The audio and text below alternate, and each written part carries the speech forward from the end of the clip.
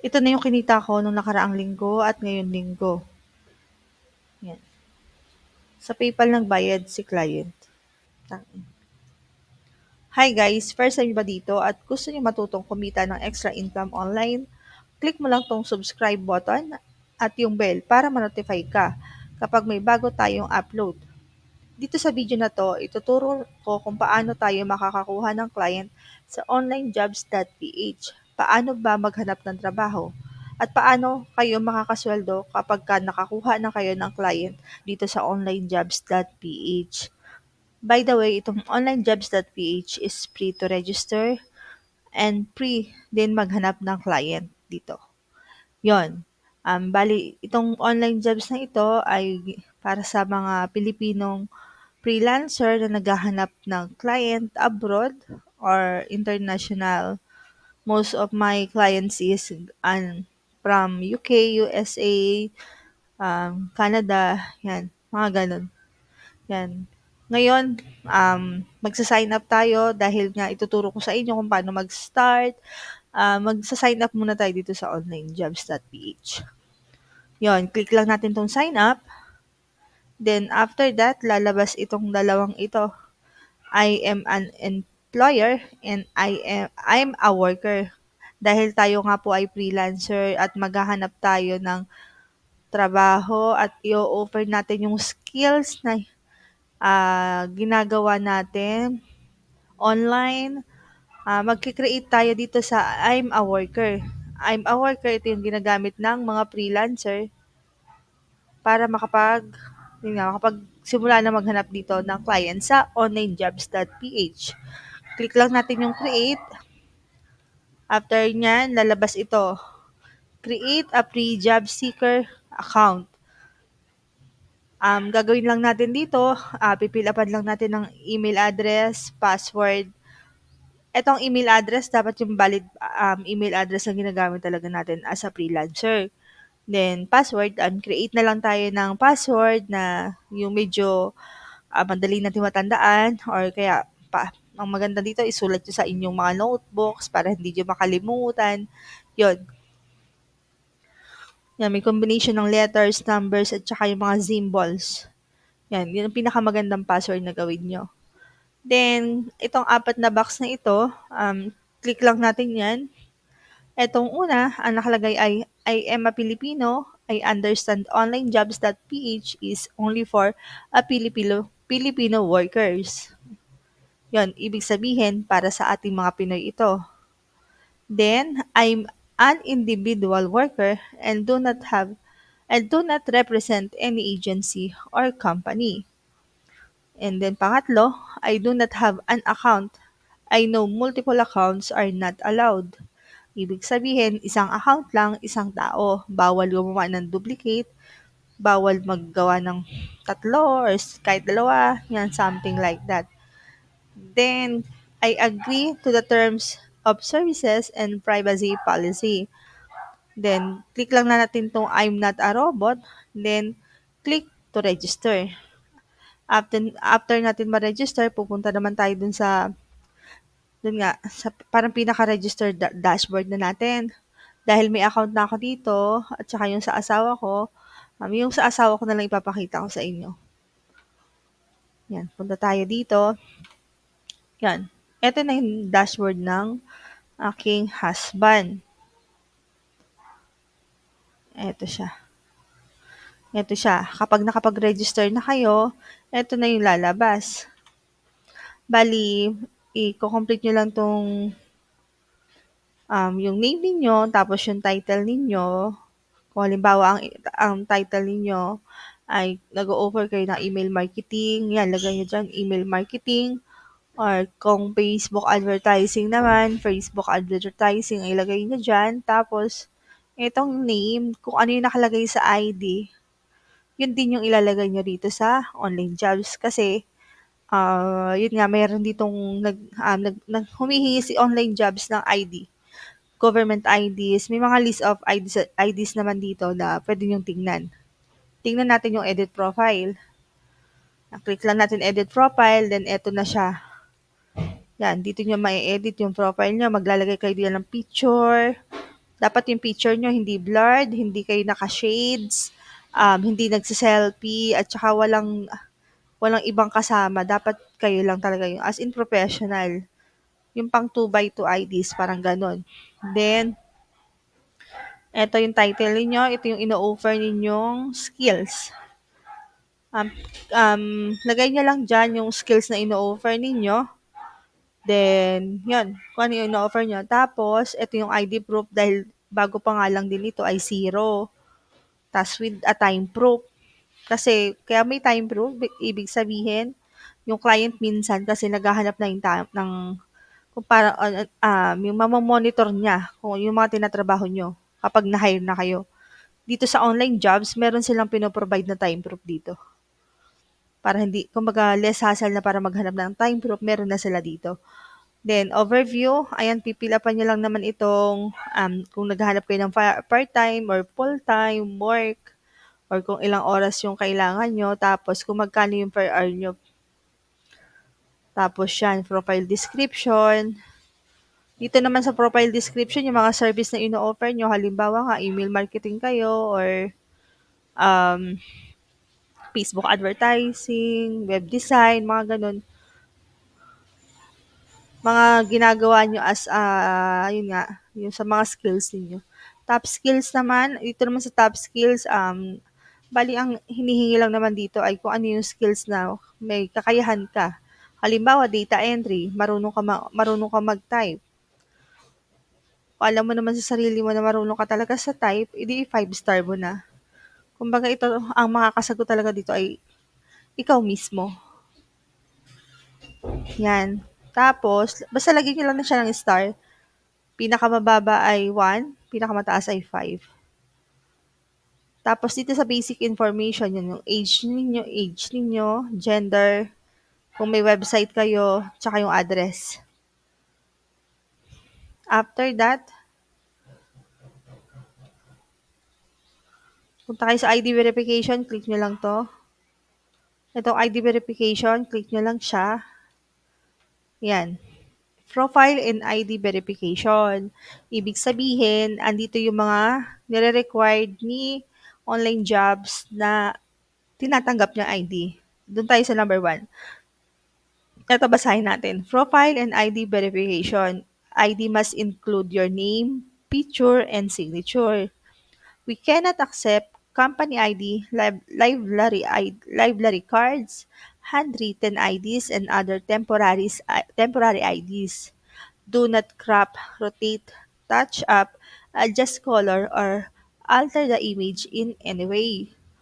Your ID should be the same person as online jobs profile photo and your profile name.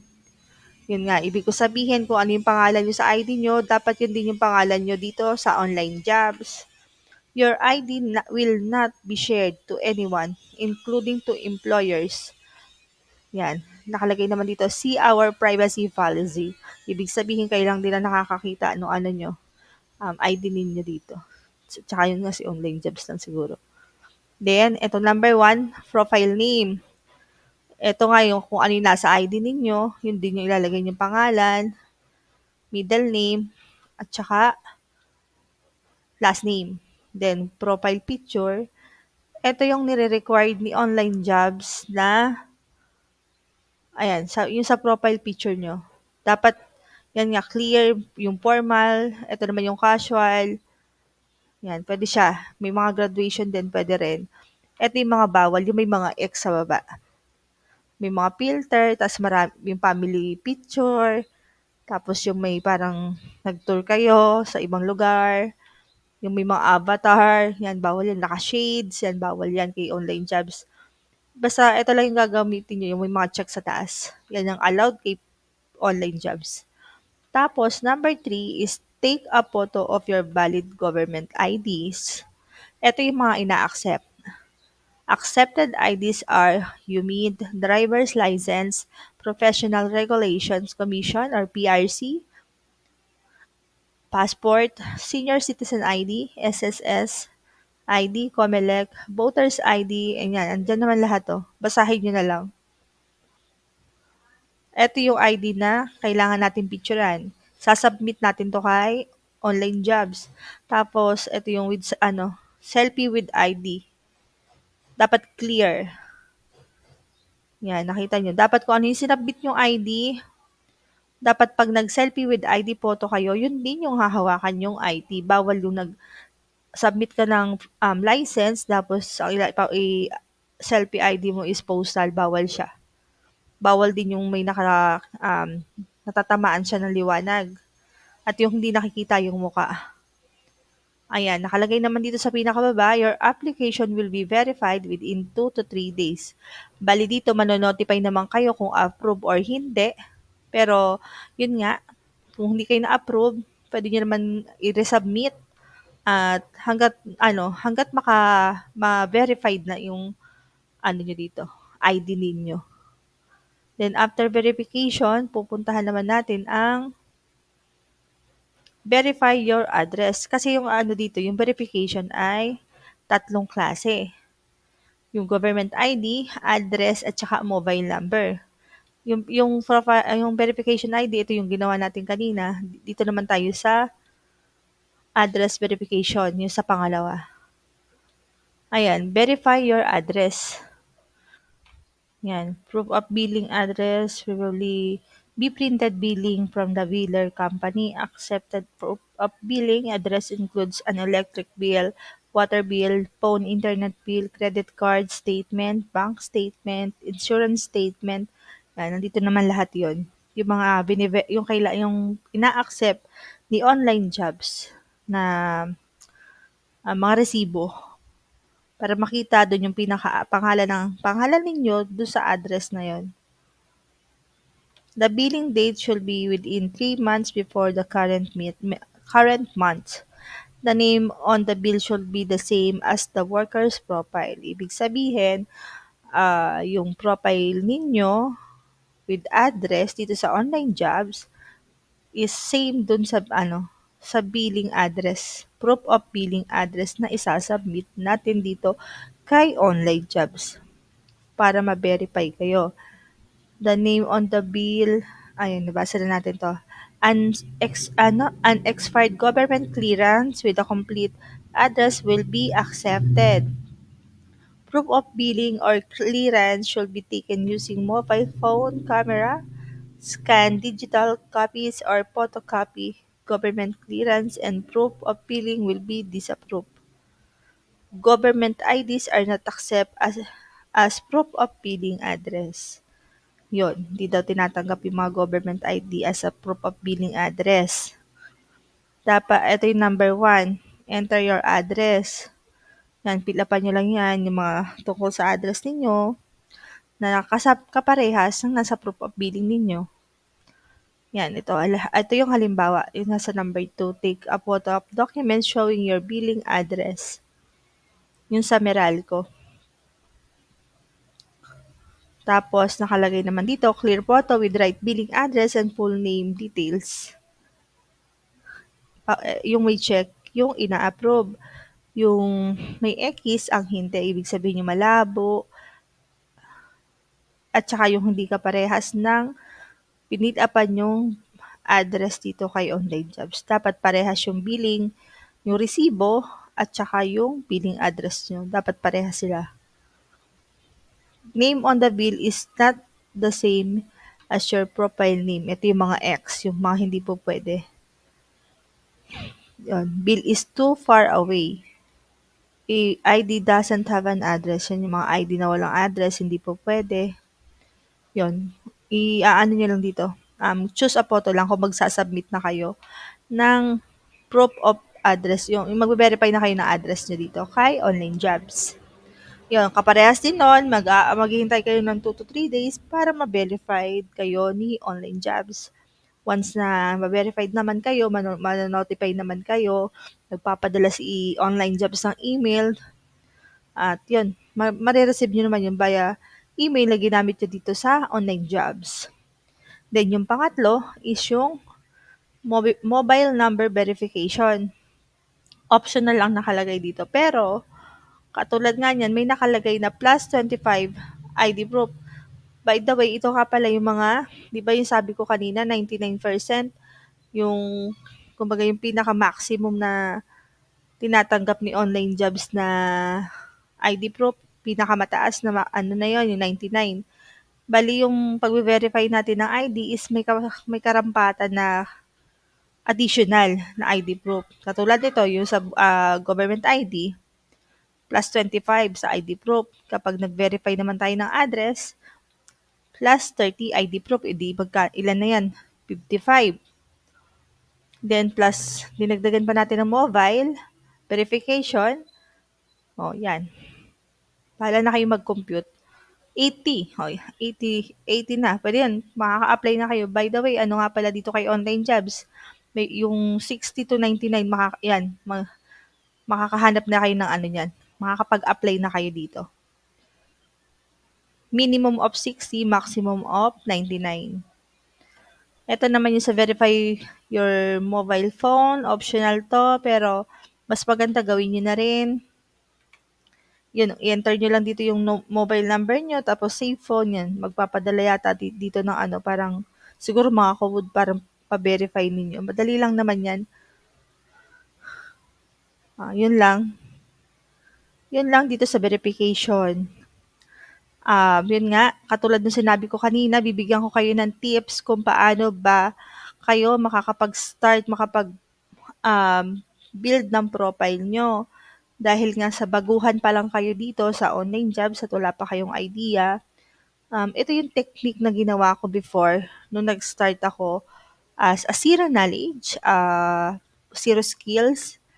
Pumili lang talaga ako ng skills, then yun, nag-build lang ako ng profile, then nag-apply, then aral sa YouTube. Bali, ang ginawa ko dito sa online jobs, tumingin ako ng kaparehas ko na skills. Halimbawa, Facebook ads tayo. Pupunta tayo dito sa dashboard ni online jobs. Tingnan natin tong Facebook advertising. Facebook ads. Click natin yung search. Then, eto na yung ano, papakita sa'yo ni online jobs na mga Facebook advertiser na freelancer na ito yung ino-offer, Facebook ads nga. Yan. Dito, pwede nyo i-view yung profile nila. Yan. Yan, pwede na kayong kumuha dito ng mga idea.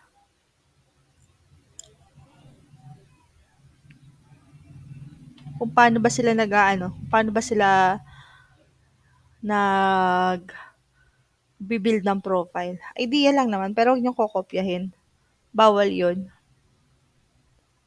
Yan, katulad nito, ganyan, profile description nila. Isa siyang Facebook advertising specialist and Facebook ad strategist with 99 ID proof and verified siya. Yan, makikita nyo naman dito yung magkano yung full-time ano niya, then kung ano yung profile description niya. Yan, dito pwede na kayong tingnan nyo kung ano yung ginagawa nila, doon sa pagtingin-tingin nyo, magkakaroon kayo ng idea kung paano sila nakapag-start, nakapag-build ng profile nila dito kay online jobs. Yun, kapag nakapag-build na kayo ng profile nyo sa online jobs, nakapag-submit na kayo ng ID ninyo, na-verify na ninyo yung address ninyo, yung mobile phone number, then hanap naman tayo ngayon ng, tuturo ko naman ngayon kung paano tayo maghahanap ng trabaho, ang client dito sa online jobs.ph. I-type lang natin yung Facebook ads dahil ito yung example natin. Type mo lang yung search. Lalabas na yung, ito na yun, lalabas na yung mga Facebook ads related na job post. Itong Facebook Ads Manager, yan, pwede na natin itong applyan. Then, nakita naman natin full-time ang nire-require nila. Tapos ito nasa baba ng title ng job, Facebook Ads Manager. Ito yung pangalan na nag-post. Tapos kung kailan siya pinost, then ito yung offer nila. Kung magkano yung per month nila na binabayad sa Facebook Ads Manager na kailangan nila. Then, i-click lang natin itong see more. Pupunta na tayo dito sa overview, job overview. Dito makikita natin yung type of work, kung full-time ba or part-time, salary, hours per week, 40, kung kailan pinost, date posted. Ito ay September 25, 2023, ibig sabihin bagong-bago pa lang to, kahapon lang. Dahil ngayon ay September 26. Job overview, napaka-importante basahin natin ito kasi kalimitan may mga instruction na nilalagay dito si client na kailangan natin sundin. Minsan naglalagay sila dito na kailangan natin magpasa ng um, video introduction ng sarili natin, or kaya minsan may mga nilalagay sila dito na Google Sheet na kailangan natin pilapan. Kaya napaka-importante na basahin natin itong job overview. Sa kalimitan nakalagay din dito yung mga details ng mga business nila, o yung mga nilalagay silang link dito ng edit dun sa website nila. Kaya napaka-importante talaga na basahin natin yung job overview. Kapag mag-a-apply naman na tayo, click lang natin itong apply for this job. Mapupunta na tayo sa job application. Dito sa job application, ang nire-require nila ay na mapilapan ay yung subject at saka yung message. Dito sa subject, ilagay lang natin dito ay yung Facebook Ads Manager. Kalimitan, kinokopya ko lang yung title. Tapos, dito naman sa message, dito na papasok yung proposal natin kung bakit nila tayo kailangan i-hire. Kumbaga, paano natin sila matutulungan. Dapat dito sa message na ilalagay natin dito is napaka-klaro at yung malinaw na maiintindihan nila kung bakit natin sila, ay bakit nila kayo kailangan i-hire. Then dito sa contact info, napaka-importante din ito. Dito ilagay niyo na yung mga WhatsApp number ninyo, email address, WhatsApp, email address, Skype, kung meron kayong Skype, ilagay niyo na rin dito. Kung meron kayong portfolio, pwede na rin. Pero kung wala naman, okay lang din kahit wala itong portfolio na to. Yan, ito yung napaka-importante. Kasi minsan nag-message din sila sa WhatsApp. And by the way, kung ano nga pala yung ginamit mo ditong email sa online jobs, kung halimbawa mag-message sa'yo si client, mag-notify naman yun sa email address na ginamit mo dito sa pag-sign up. Kapag na naman pala na halimbawa nakatanggap na kayo ng message galing kay client, nag-message sila sa inyo, dito mo lang sila i-click sa message. Ito na yung pinaka-inbox ni online jobs. Dito nyo makikita kung nag-send na ng message si client sa inyo.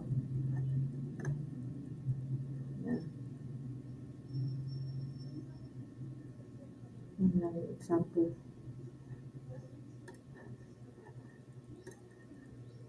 Yun lang. Sana may natutunan kayo. At i-apply nyo na kaagad sa inyong sarili para makapag-simula na kayo makahanap ng client dito sa online jobs. Yun lang naman, another tips na sana makatulong para sa mga baguhan at mga nagsisimula pa lang maging freelancer at maghanap ng trabaho dito sa online jobs. Yun, sana nakatulong ako ng marami, and yun, please subscribe to my channel, and yun nga, kung may mga katanungan kayo, pwede kayong mag-comment sa comment section. Hangga't maaari, sasagutin ko lahat ng mga tanong ninyo at gagawa pa rin tayo ng maraming video na makakatulong sa inyo sa mga nagsisimula dito sa freelancing world. That's all. Thank you.